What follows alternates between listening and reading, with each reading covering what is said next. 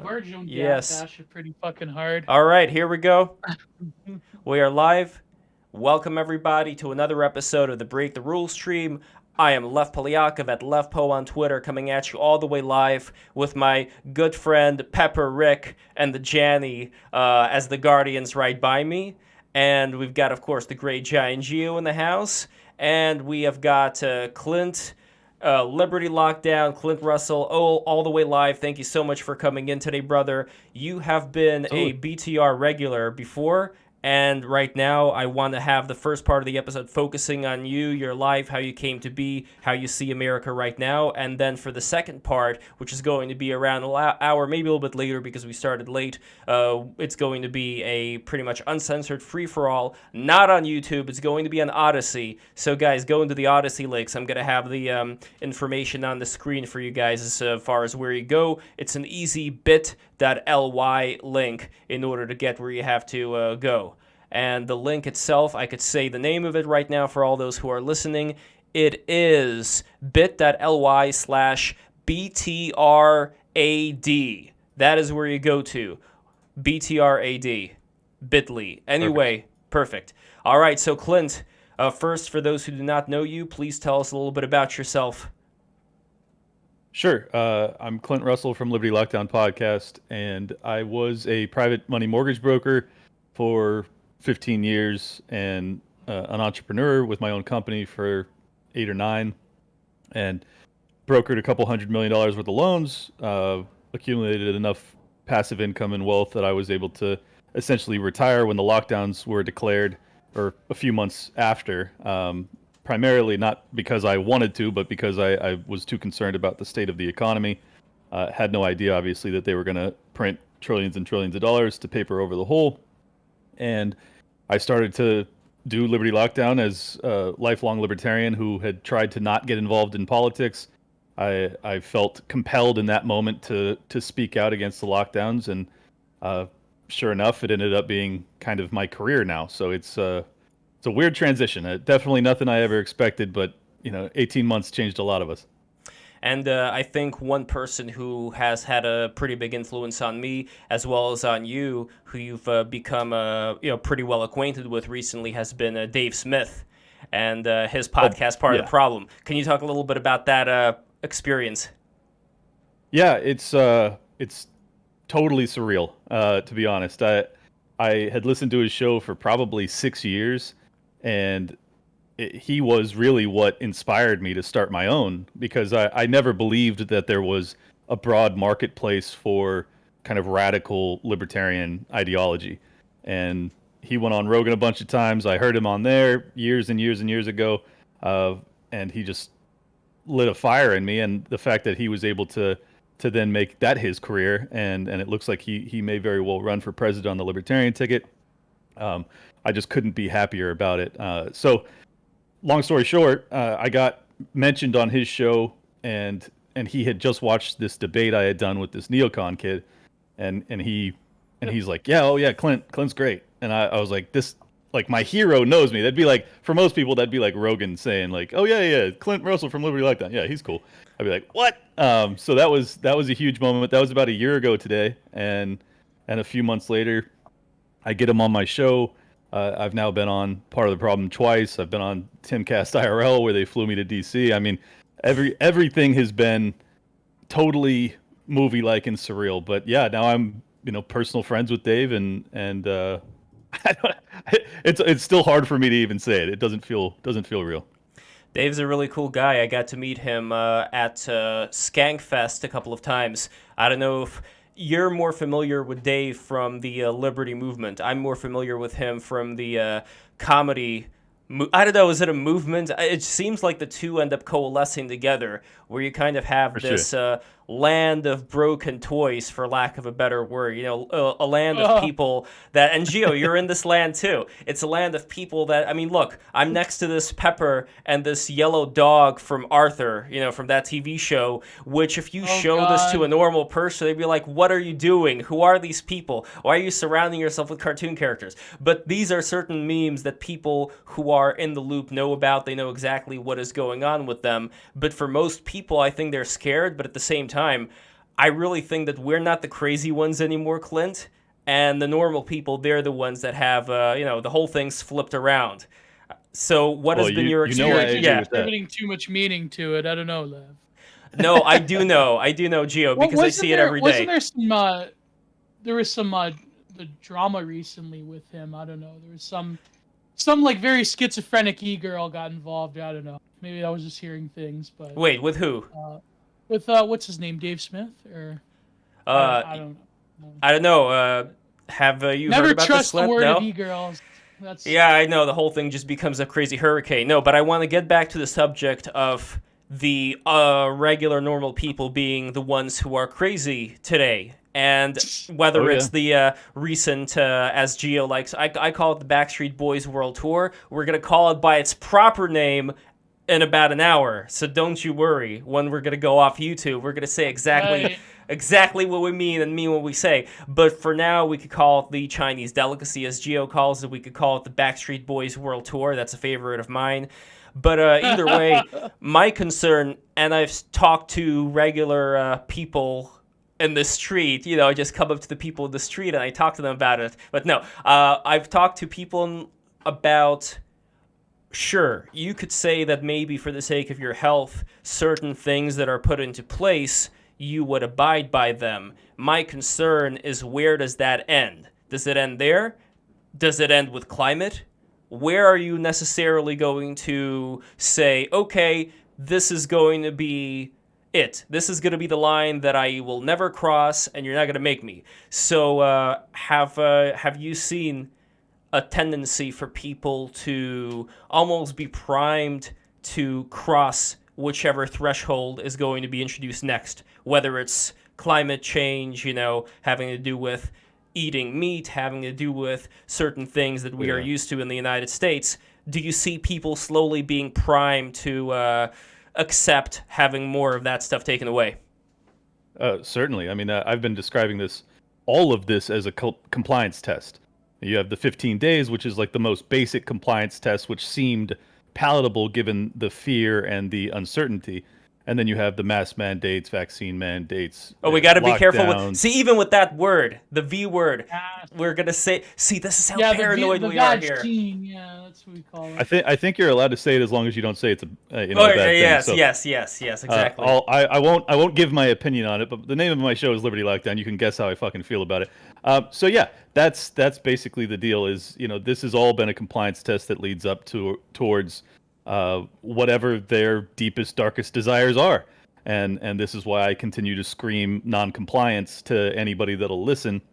Is that I feel as if we are on a trajectory that ends in something horrific. I think the past 2 years, just the economic destruction that's come from this kind of totalitarian response to COVID, is enough for me to have evidence of, I'm right. And if you disagree with me, you're literally crazy. Like if you think that you can lock down the global economy for a couple months, much less a couple years, even partially so, and not pay a tremendous price, well, you're wrong. And I know that because you can see the inflation, you can see the empty store shelves. I mean, this is all a product of a destroyed supply chain that came via lockdowns. And so yes, to your point about whether or not we're the crazy ones, I no longer have any qualms about telling the normies that they're the crazy ones, because if we listen to Fauci and the people that agree with him, we're on a path to destruction as far as I'm concerned. I don't even know if we could say his name though, or have you seen that picture, by the way, of him call with him his the Wonder Bread? That's what I call him. The Wonder Bread. Have you seen that picture of him, by the way, with the nails? Call him Munja Cake. There was a picture I saw of him of these untrimmed, large untrimmed nails, like some weird vampire thing that's going on. I don't know. That's very interesting. But anyway, when it comes to Coke nails, Lev. Yes. Oh yeah, Coke nails. Like the one Coke nail you remember in Taxi Driver, which I really I especially now that New York is going down the tubes. I look at a film like Taxi Driver, and it's funny how you have people like Paul Schrader and other people who are involved with that movie. They're probably not going to be outspoken critics of the big problems with crime that's going on in New York City right now. And I don't know, Clint, if you had any goings on in the city? I know Dave lives in New York City, but have you spoken to people who are in that environment, and are they ready to leave? Have they already left? Do you notice there being this move of people who are a little bit more sensible out of the urban areas into the country, into like more of a homesteading thing? Oh, for sure. I mean, I think there's probably been millions that have already moved over the past 2 years, strictly as a response to lockdowns and to blue state governorship. So yeah, I'm one of them. I left California for Florida. I haven't gone rural yet. I intend to. I felt like I had a little bit more time, so I was able to check out the city here. But yeah, this is a mass exodus of people that are more liberty minded, that can't handle or bear any more of this response to COVID. So I'm very grateful and thrilled that there are so many people that are awake to this, and they're going to be with their people. I never thought I would be talking like this. I've always been a fan of having people of different ideologies all kind of meshed together, and up until the point that they actually had control of my life with their ideology, there was nothing wrong with that, which is why I'm an anarchist, is why I believe that the government shouldn't have any powers, because then if their ideas suck, they still can't do anything to me, so it's okay. But in California, that's not the way. So that's why I went to Florida. Oh, go ahead. No, I just want to say I want to get a little bit. Go for it. I would love to see your beautiful work, but I also want Gio to have some input in here as well, because when you're talking about liberty, when you're talking about anarchism, the big question that I think is on the minds of people who are more reactionary minded is, you can go and settle down somewhere while everything burns around you, and doesn't that mean that in a way you're abandoning a responsibility to put people in government that would be able to serve your best interest? I don't think so, simply because I'm not an anarchist in the sense that I would never vote. There are anarchists out there that are saying, well, I'm just going to focus on myself and my homestead and my family, and there's nothing wrong with that either, in my opinion, especially given how lopsided the political arena is. But I am very much immersed in modern American politics, so my end goal and what I do day to day are two totally separate things. Like I believe that the government is inherently evil and that it should be abolished. All that being said, I still believe that I want to use the tools that are presented to me in the moment to defend myself as best I can. I mean, an anarchist moving to Florida didn't do that because of the sunshine. I was in San Diego, so it was like, it's the same weather here. I did it because I wanted a government that respected my rights a little bit more.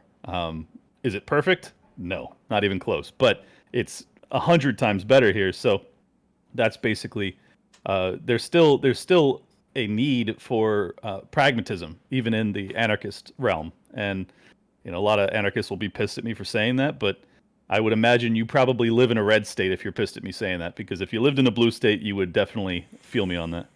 Well, since I'm living in New York City, the one thing that I can hope, and I always say this, is that the city gets a nice, firm slap on the face, which people were hopeful that with the new mayor, Eric Adams, things would be different because he's the police chief and he'd be able to have some more order. But now you have this district attorney that basically made this into effect. And there was a great video about it that I watched, which broke down all these various stipulations in this new way of doing things. But basically, if somebody goes and robs you, but they rob you with a fake gun, then it's not, it's not the same. Like they're not going to be persecuted for the same as somebody who would try to rob you with a real gun, as well as a lot of these things having to do with loitering, going in somewhere where you're not supposed to be. All these things are not going to be handled as strictly as they would have, let's say, under Giuliani. The one good thing I would say, something that I think libertarians such as yourself would agree with, is that we're not persecuting for drug possession. We're not persecuting for cannabis, things of that nature. So that's not bad.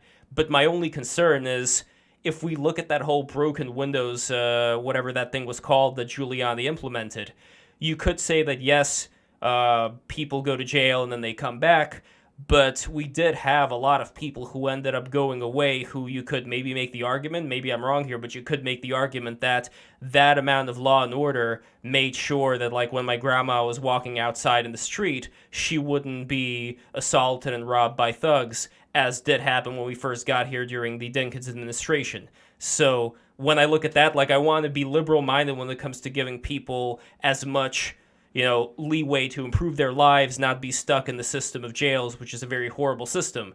But at a certain point, I have to decide. I have to choose, like, what do I value first? Like, what is the first priority here, which I do see as being law and order. So as a libertarian, I'm curious what your thoughts are on that whole matter. Well, I think that there's definitely merit to that argument, but I would also argue that you don't need to take the good with the bad when it comes to law and order. You just have to make sure that the crimes that are being enforced are crimes with victims, violence and fraud and coercion. None of this drug law stuff makes any sense because those aren't victims.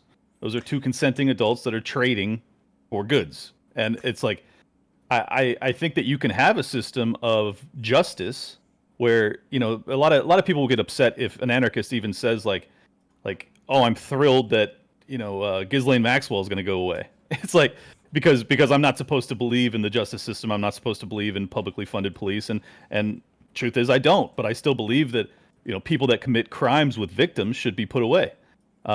So in this system, how it's structured today, yeah, I have no problem with people that are violent criminals being put in prison. There is another thing here. It makes a lot of sense, but there is another thing here that I would slightly push back on.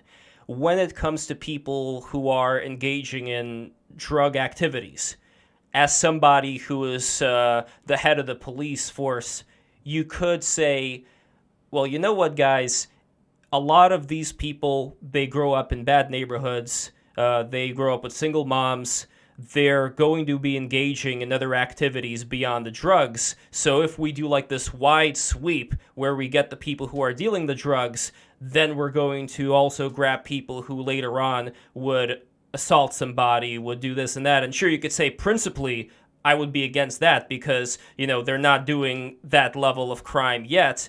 But could an argument be made that something like that, at least done back during the early 90s or mid-90s in New York City, that was something that kind of helped, through that whole broken windows thing that I mentioned, helped take a lot of crime off the streets?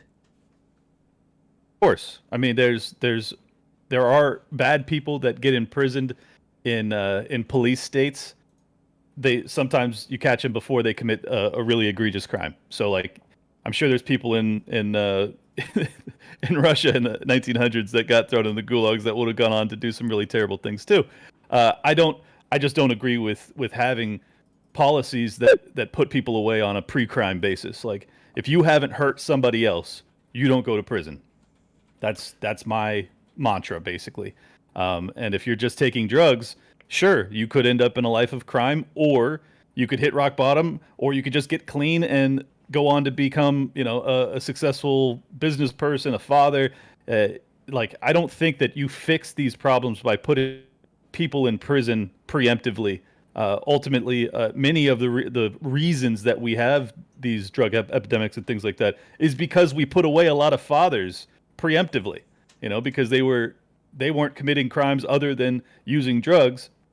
They go away to prison, and then their kid is raised without a father. He becomes a drug addict or a drug dealer or a gang member or something to that effect. I mean, there's knock-on effects to kind of a police state mentality as well. No, I agree, and that really sucks when these cycles get precipitated over time.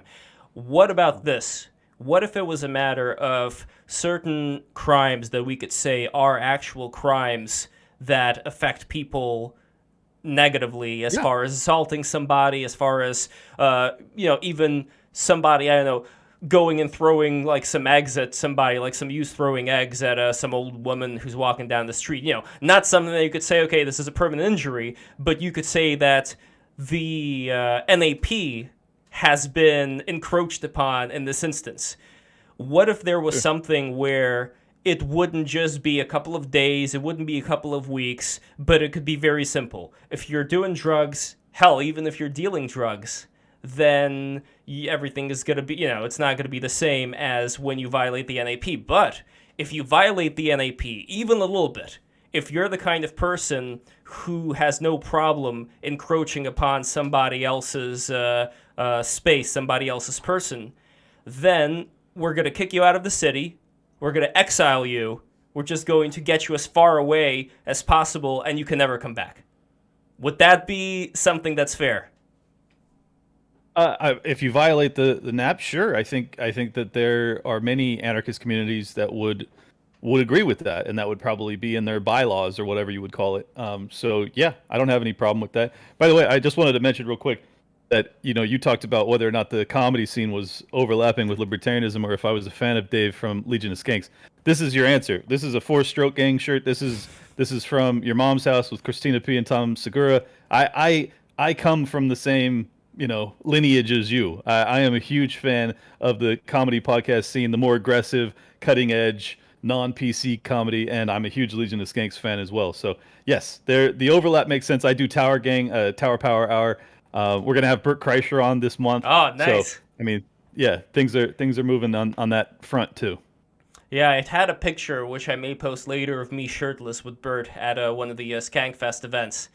You watched the Porcelain documentary on Bert Kreischer? That was pretty cool. What was the Porcelain documentary? No. Well, didn't paint him in a good light, but it's No. Let's I don't know if it's all right. I mean, let's get into it a little bit. I don't want to cast shade, but what exactly did it say, since you mentioned it? Well, no, basically, like, Porcelain was claiming, like, he was sort of I guess you could say, like, one of the first, like, manufactured, like, Hollywood comedians, right? Like, he's in everything, and it's just like, the bit becomes a bit, like, stale after a while. I don't know, like, Porcelain does a lot of these, like, hit like, documentaries on people that are basically, like, hit jobs, but they're, like, entertaining. But he does, like, a lot of stuff with comedy, because he was, like, originally doing a documentary on, like, people like Gavin McInnes and Owen Benjamin, but then he, like, had to stop because, like, he almost got doxxed because of it. So, I don't know. Like, it's been a while since I watched it, but basically, like, yeah, it's I think it goes a through lot like all of Bert's career, pretty much. Well, I think a lot of people who enter into the comedy industry, if there's something attractive to people who are around them, as far as, hey, let's promote this guy, he's got the certain party vibe, which Bert does. I think Bert was kind of the original, what's his name, something Wilder. Van Wilder. So you remember Van Wilder, those movies that came out? So it's funny that you should say that, Gio, because Van Wilder stole Bert's whole thing. So in a way, I don't even feel bad about Bert being more mainstream here, because it's almost in a way he's taking back his legacy. He's taking back something that was taken from him at a young age. So I think all the more mainstream isn't bad. At least the mainstream that, at least today, whatever mainstream just talks about partying and having fun, I would take over. Like, have you seen that new G4 revitalization series with I don't know, like is this something, Liberty, that you know about, or no? The new G4 show? No, I don't know the G4 show, no. Okay, so there used to be a show back in the day which I loved watching called X-Play. And it was a video game reviewing show, which had Adam Sessler and Morgan Webb. And Morgan Webb, she was very beautiful, and she also showed her knees a lot, like wore short skirts, all that stuff. I remember this. Yeah, I remember this. Yes, exactly. And there were other women there as well. There was Olivia Munn, who posed in the whole Slave Leia outfit, and these were sex symbols, and nobody pretended that they were not sex symbols. And it wasn't anything offensive. It was like, yes, we have beautiful women on our show. What of it? Nobody cared. Nobody made a big stink about it. And today we have this one lady, I don't even know her name, where she was on this reboot of X-Play, and she was just being incredibly annoying at the audience. She was basically castigating the audience for some people who are writing some sexist thing about her, and she just made it all about that. She made it all about, like, how you have all these chuds who are speaking, ill about me just because I'm not like this eye candy like Morgan Webb was. And it just felt like, it felt very... I'll go BTFO. And she has like these tattoos everywhere. She has a tattoo on her neck, just like what's his name, that rapper that beat up Rihanna. You know who I'm talking Chris about? Brown. Chris Brown. Yes, exactly. So anyway, You know what's yeah. back in the day? I remember this was years ago. I'll never forget this. I was going to this computer store with my old man. I was like a kid, right? And they had, I don't know why I found this a novelty, but they had like this device where you could watch TV on your computer. It was like this box you used to buy, and it was G4 Tech TV. It was Robot Wars, because that was like one of my favorite shows. So I just remember that about G4 Tech. But apparently they're relaunching it, and they fucking ruined it. They put that shit in the ground before it even like. You know. Exactly, and the point that I made later, I don't even remember her name. That's how unmemorable this new person is that they put in front of you. You know, she's got the colored hair, she's got the tats, she's got the nose piercing. You know, she is all set for this particular brand that they want to churn out, but nobody's buying it because it's lame. She is a lame person. She is a lame host, especially when she castigates the audience, you know, right from the beginning. And I don't know, like, what do you guys think is going on here as far as this relic of entertainment from grabbing earlier properties, rebooting them, making them a lot worse than they ever were? Do you think that these are just like the dying cries of an industry whose time is already marked, and what we're doing right now is going to be the future? Or do you think they're going to get rid of all of us and just institute this bland entertainment and just sigh up everybody who's watching it so that you don't have any choice? This is the only thing. You're only going to be allowed to watch these women with the colored hair and the piercings tell you how awful you are. That's going to be the entertainment. Well, there's tremendous demand for truth-telling and original programming, and I think that these types of programs that we're on now are the future. Now, the obvious answer is that they're going to try and crush us and get rid of us. Like, it's been happening. It's going to continue to happen. It's probably going to get significantly worse.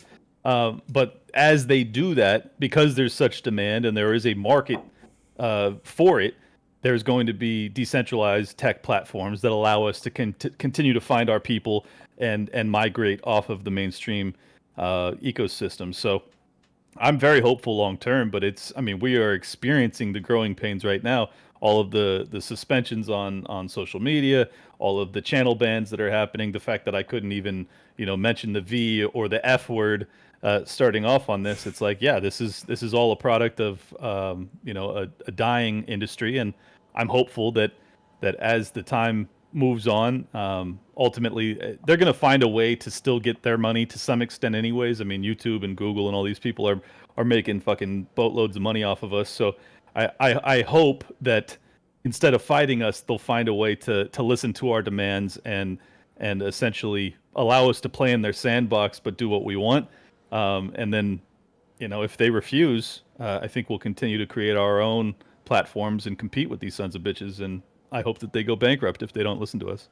Well, speaking I of don't think other, that's gonna happen, in my opinion. I think. okay, like, before that, and I would love for you to bring your input in here. But before that, I want to once again announce that in about 15 minutes, we are going to transition into the uncensored Odyssey-only stream. So I'm going to turn all the other multi-streaming things off, including YouTube. Odyssey is going to remain, and you guys see this link over here, bit.ly/BTRAD. That is going to bring you into the Odyssey channel, but also this is going to be a call-in portion. So while before we found it very risky to just bring on whichever crazy person is on our Discord into the actual YouTube conversation for fear of what they might do and might say, that fear is going to be alleviated when we're not on YouTube. So you guys go into the sushi bar, request access to the BTR After Dark area. And Clint, you remember that was the area where you were in the beginning. So you guys go into that area, and then that is going to be a call-in portion. I believe that there is a limit right now of 6 people that could be on screen. But if you become a patron, patreon.com/breaktherules, if you become a patron right now, all the patrons get access even beyond like the 6-person limitation. You will get instant access. Come in there. You will be number one, highly respected, and that's why you guys have to become a patron right now. Patreon.com/breaktherules. So this is happening very soon. But now, Gio, why do you disagree with Liberty Lockdown? Why do you disagree with Clint here on where this is headed? Well, because like there's really no incentive for them to give us like any sort of and by me, what I mean by us, I don't even mean like, someone who is an anarchist libertarian, I think in some like odd ways would probably have like a better time of it than like if you were, I don't know, someone who is like, I don't know, an explicit like, I don't know, way nationalist or whoever. But I do think that like when it comes to us, like people who basically are on the fringes, there's really no incentive for them to give us a voice. In fact, it's a detriment to them. And I think that they are going to try for as hard as they can for as long as they can to basically suppress us and like feed us the gruel of bullshit, especially when it comes to Hollywood, because literally people don't want anything else, or they like to pay lip service to wanting something else. But the true like blackpilling reality is that when you come out with some fucking like the recent Matrix movie, there was a great review of it by Sam Chris, and I know like he's a lefty and a Chapo-tard, whatever, but he had a great point about how it's basically this like even more postmodern commentary on the original series, right? And the Wachowski quote unquote sisters, quote unquote, if you see my hands, quote unquote, how it's even more of like a bankrupt money grab where you have these like fucking millennials like, oh well, really it's about gender politics, really it's about capitalism. So as soon as you have a franchise that comments on itself, it's done, right?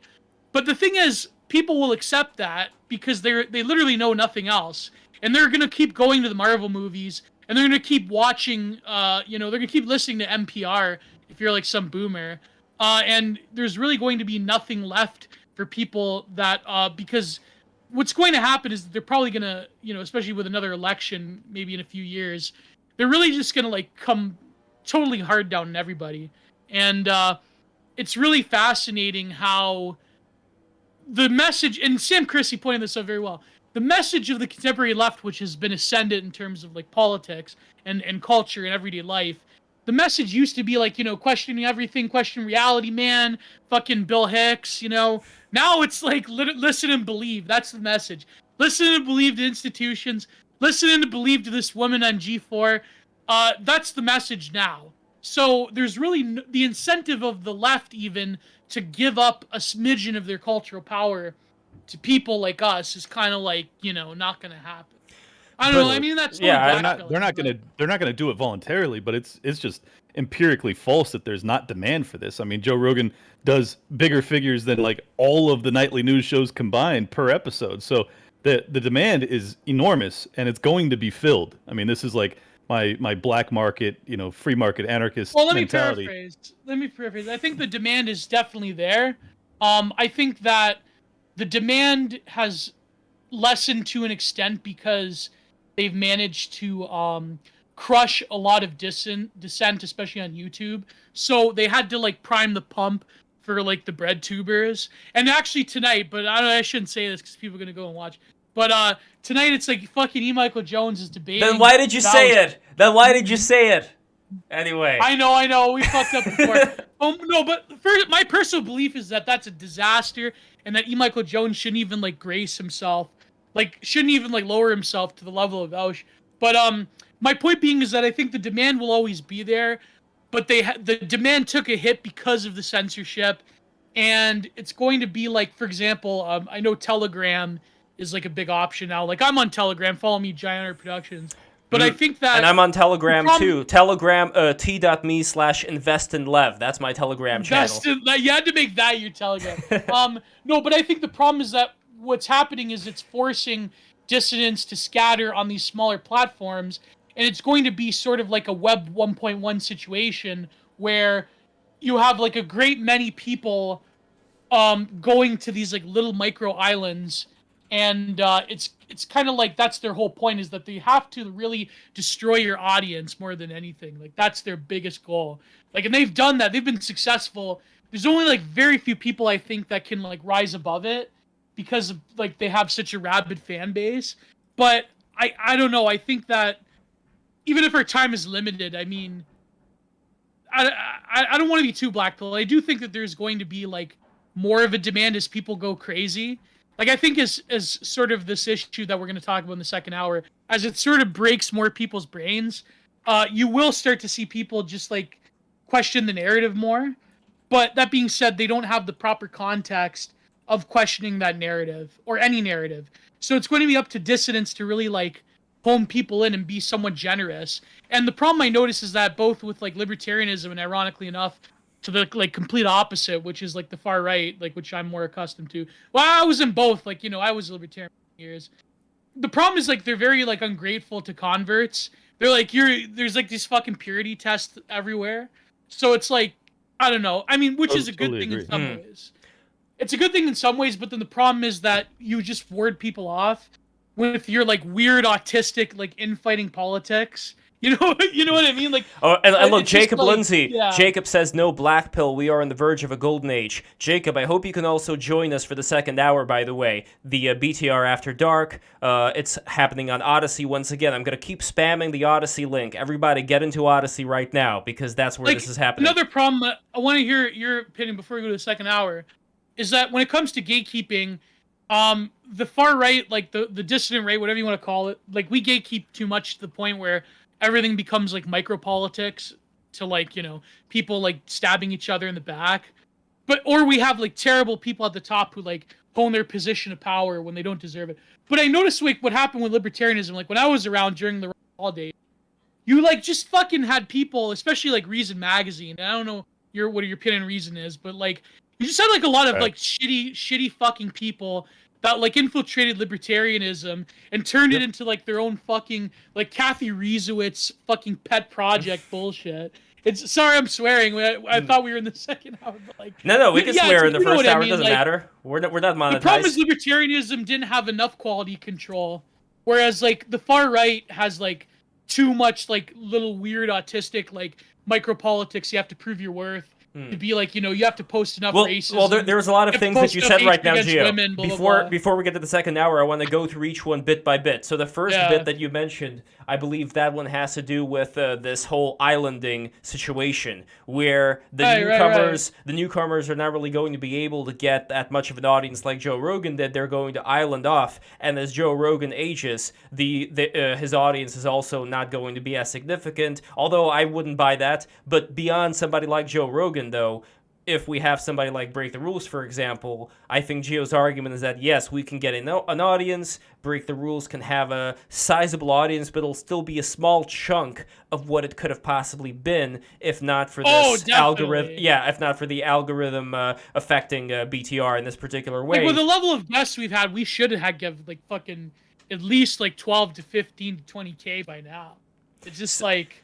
I don't know, but the question is not whether this is happening or not. The question is, what do we do about it? Because Gio's whole thing is, if these new platforms are going to only be able to have like these small chunks of audiences for anybody, then in terms of the internet being the default public square, social media being the default public square, how much of an effect can a lot of these, you know, shredded up entities possibly have over the overarching narrative?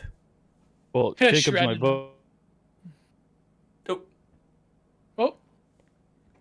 Patriot. Oh, hello. Oh, can you hear me? Yes, you froze up a little bit there, but now you're back. Oh, okay.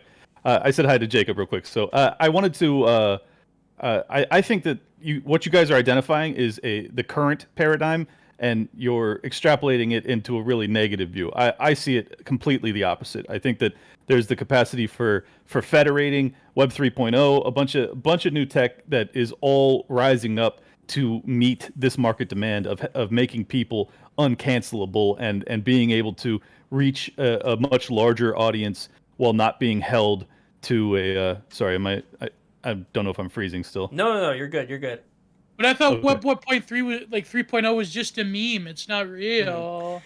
No, but the other That's what people say. the other counter argument that could be given there is Web 3.0 and all of these niche things are going to be something that men of culture will be interested in. But as far as the normie NPCs, people who are unfortunately to a certain, I'm not the biggest fan of democracy, although I'm not a fan of having any kind of authoritarian dictatorship either. I want like a balance. But anyway, when we're talking about the NPCs of the world, when we're talking about the chattel, cattle, sheeple, wake up sheeple, when we're talking about them, they, I don't think, are going to be the ones that are going to be searching out, yearning for new information. They're just going to eat the slop. They're fortunate enough to have heard of somebody called Joe Rogan through the means that he had available to him. But as the years go on, I think Gio's concern here is that there's going to be more of a firmer gate between them, not because it's going to be hidden, but because they're not going to be curious enough to seek it out. So in the default internet public square, when you have certain algorithms ideally rising, the cream to the top, that would not be the case for creators who actually have something interesting, controversial, important to say that would go against the establishment. You see what I mean? Like that's the big problem there. So how do we solve that? Well, I'm not trying to downplay it. I just think that you're dealing with the current paradigm with people that are extremely indoctrinated. You're absolutely right. There are always going to be a huge amount of the population that just consume whatever is prepackaged and served to them. That's going to happen. And in the golden age of YouTube, and just sorry to cut you off, but I just want to make sure you understand what I'm saying here. In the golden age of YouTube, the algorithms made it so that the cream did rise to the top, so even the sheeple were exposed to good stuff. I'm not going to say any more. I just want to add that in there. Oh, you're totally right. But Fred, Lev. I just think that your assumption that the golden age can't happen again, on a different platform or a decentralized federated platform, I think is not accurate. Like it's certainly possible that we have decentralized, uncensorable platforms that become the YouTube replacement over time. Now they have an enormous amount of capital, and they have market recognition, apps that are on TVs, all sorts of things that make this a huge fight. But I'm not talking, in the next 12 months. I'm talking in the next 20 years. 20 years from now, it could be that we're back to a decentralized, uncensorable Wild West internet. That's a possibility. There's also the possibility that we're all in fucking internment camps. So I'm not saying where we go from here, but to assume that the good days of the internet are behind us and can't be in front of us, I just think is wrong. I don't want to assume that one bit. I'm just trying to figure out how do we actually make that particular thing happen. I think a lot of different opinions are out there as far as what awaits us, including the gulags. But what exactly would you say can be done specifically, not to move you, not to move me, Gio, anybody who's, like Jesus said, those with ears shall hear, those with eyes shall see. I don't know exactly how it goes. I'm not worried about those people. Those people will find things one way or another. What I'm concerned about is the masses, because with the masses, people use the masses, and that's the horrible part about our democracy, is that the masses can be used to inflict a lot of damage onto people who would rather just be left alone. And what I want to do is find out, how do you actually get the masses to at least not take part in this whole process? At least leave it alone. Because the worst thing is if you get a lot of these Tumblrettes to start empowering people who don't know any better to vote for people that are just going to steal all our shit. I mean, I don't know how you get them not to be involved in democracy. I would love it if they would stop voting, but there's nothing you can do about it. So, the next step is we have to somehow get them better educated or lead them to the promised land of at least not being as indoctrinated as they are. And we've already pointed out that, yes, these federated networks are starting to exist, and that's great. But how do you then move the people who are just stuck to these legacy platforms to those? Is there anything that we could say here? Is there anything that can be done right now? Yeah, I don't think there's anything we can say per se, but I think a perfect example is the growth and the amount of views that Joe Rogan received with the Dr. Malone episode. It's like they're when people are dealing with severe cognitive dissonance and they're witnessing something that's completely contrary to what the mainstream narrative is and what they've been dictated to do, and they see with their own two eyes, like, okay, this is not what was advertised, and what we're dealing with right now is very troublesome. They start to seek out alternative information, and when people hear something that makes sense, that explains, okay, why was I lied to? What was I lied to about? It gets shared. I mean, there's still the capacity for virality even in the non-mainstream network ecosystem. So I don't know. It's like I said, some people, you're not going to reach them. They're going to be watching CNN until the day they die, and God bless them. I hope that they die soon. Oh, well, no, I hope that everybody lives a long life and is healthy and is, yeah. I know. And by the way, speaking of gallows humor, we are going to be transitioning, I think, pretty much right now. It's 5:02. Although I had a couple of questions that Gio was asking earlier that I want to group in as well. So let's do those, and then we are going to transition once again, bit.ly/BTRAD. That is going to lead you right into the Odyssey link. Go into Odyssey. I want to see some people on Odyssey right now, because you see we have the Odyssey chat window over here where Sneederman420 wrote Sneed and I wrote Hi Sneederman. Sneederman is not enough, people. Go into Odyssey right now, write some things, make it known that you are here and you are queer and you are ready for us to get to the next level. I mean, Sneederman said late and gay before, so obviously he does confirm that we are very queer over here. This is a queer podcast. And what we want to do is we want to get you guys not only to Odyssey, but you see over here it says Discord call and request. So this second portion, the uncensored portion, is going to be a call-in stream where you could actually join the show, get into the show. Patrons get into the show regardless. There's going to be like, if too many people accumulate, there's going to be like a wait list. But either way, if you want to be part of the show right now, go into the Discord, bit.ly/BTR call-in. That's BTRCALLIN. And go into the sushi bar, type in your request that you want to be a part of this, and I'm going to send you the invite into the After Dark section, and we're going to make it happen. So, Gio's second point, can you repeat that again, Gio? It had to do with the left grifters and something of that nature. Oh, about the gatekeeping. Yeah, well, like, I think that's the problem, like, with any anarchic system is, apart from being, in my opinion, untenable, I think that you're inevitably going to have to deal with bad actors. But even like on an example of just like on the virtual scale of like virtual libertarianism, like I noticed like there was this huge sea change when the Ron Paul thing became like less tenable around like, I don't know, 2013, where it's like you just had like a lot of these shitty people getting involved and like changing it to their own like weird alienating sort of platform. Like I mentioned Kathy Riesowitz, like it's just like, to me, and of course, like, you had a lot of people in libertarianism who either went with, like, they were, like, you sort of like the hippie, like, you know, free drugs. They went further to the left. A lot of them became Bernie people. And you had, like, of course, like, the big exodus to, like, the alt-right around, like, 2015. And then later, like, you know, as the alt-right died, that became, like, I don't know, the dissident right, whatever you want to call it now. So it's just, like, libertarianism, I think, like, has been assaulted on all sides in a lot of ways.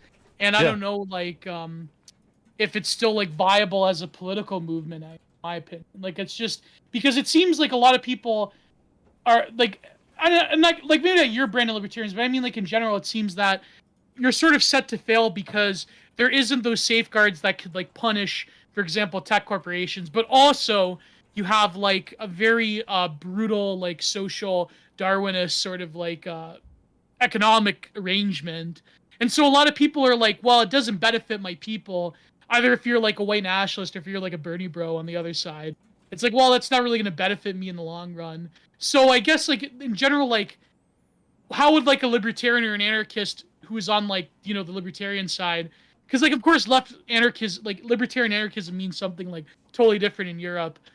Like, how can you make, like, a case for yourself and be like, you know, actually, it can still be, like, a viable political movement, or, like, you know, Yeah. whatever Well, it is, because the Libertarian Party, let's face it, they keep taking L after L as well. So Yeah, it's no, like, the Libertarian Party over the past almost decade has been horrific. The reason I'm involved is because I was so offended by it. The reason Dave Smith has risen to prominence is because there were so many libertarians that were offended by it.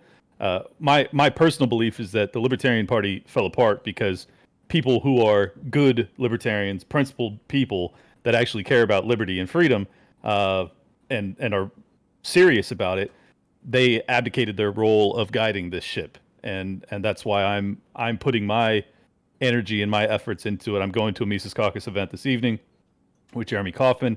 I think That's the founder of Odyssey, by the way. Speaking of which. Yes, exactly.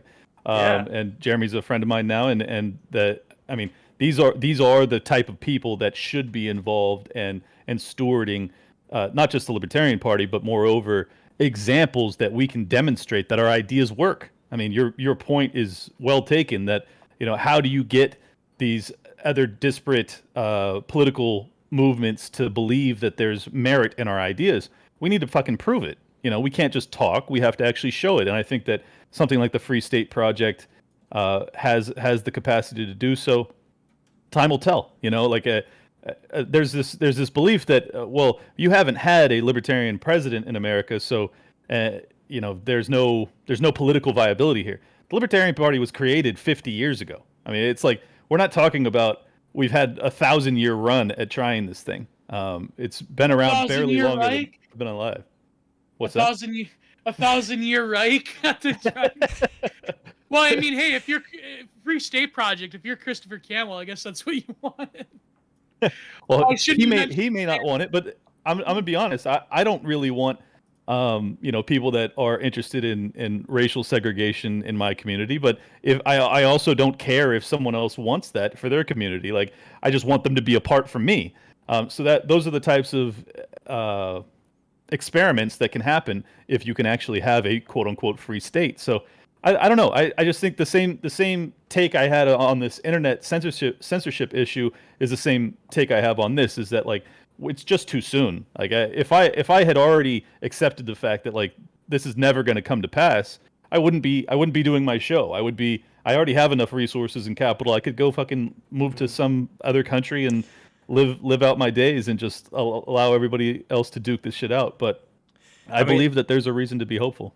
I about couldn't the agree racial more. segregation, it's just like I mean, think we have like Mennonites. We have have you seen, for example, black Mennonites or black who are they? The bearded fellas, not Mormons. You know who I'm talking about. Amish, yes. I haven't seen black Amish people. I don't think they do. No, but the point is that there are people who coalesce around certain, let's say, like you would have Hasidic Jews, you would have Amish, you would have Mennonites, you would have people that share a particular religion and a particular, let's say, ethnic thing going back generations upon generations, where they literally just want to be with these people who look exactly like them. That's not me. That's not Clint. That's not Gio. I mean, well, I don't know about that. No, but don't the place idea. that on me, Lev. Yeah, no, but Gio. Cred.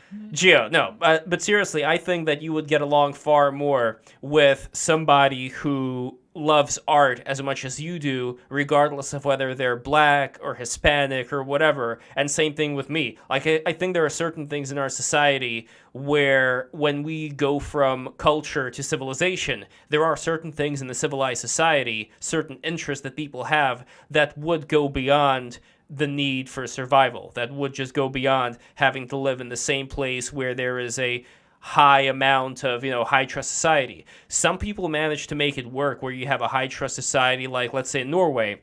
You have a high trust society, and you also have people who I know who moved there from India, but they fully integrated into being Norwegians, where they don't think of themselves as Indian, they think of themselves as being Norwegian, they wear the Norwegian uniform, they wave the flag, all that good stuff. And I don't want to take that away from them, and I don't think anybody with common sense would take that away from somebody who actually wants and tries to be a part of what you have, as opposed to somebody who would go in and try to mess things up, which I think has happened in the video game industry with a lot of these rat femmes, like we mentioned before, coming in and then squeezing out the people, including the gamer girls, who had no problem with the humor, who had no problem with the rowdiness. But, you know, these people, they don't want that stuff. They want everything to be squeaky clean and preachy, and now they have it. And it's going to wither away because it doesn't have any soul in it. But anyway, I said my piece. We are going to be transitioning right now. Everybody, listen up and listen good. I'm going to say this once, and then I'm closing the YouTube and all the other ones except for Odyssey. And we have, by the way, 36 people currently watching on Odyssey, which is great. So, guys, transition to Odyssey right now. I'm going to keep spamming the links. And once again, go into our Discord server. Get Radfem Hitler on BTR. We'll see what happens. I'm actually not that familiar with her, but go into. You're not familiar with the legend, the myth. And I know you mentioned her a lot, but I just haven't even taken a look yet. But anyway, guys, here's the Discord link. All the people in YouTube, you see the Discord link in the YouTube chat, okay? Click that Discord link. Go into the Discord. Go into the sushi bar, and I'm going to see the request for people there to be inside of this BTR After Dark thing. And once again, I really appreciate Clint for... Come inside us. You're in where? No, I just said come inside us. I was kidding. I'm gonna hop over. I'm gonna hop over to BTR After Dark. I'll see you guys there. I will see you there. And by the way, I love the view. Oh, man. Pod. Okay, here we go. We are ending this portion on YouTube. Once again, everybody subscribe. Patreon.com/breaktherules. You know it, you love it. But once again, let me just spam this link one more time. This is the Discord link. I'm putting it on YouTube. And once again, I am going to put in the link to Odyssey. Get into Odyssey right now, people. I don't know what you're doing on YouTube. Get into Odyssey right now. I am changing this thing. I mean, I'm not stopping the stream, but I am going to stop it on YouTube. So thank you very much. I will see you in a bit. Here we go. Ending that stream, and now I'm going to go over into...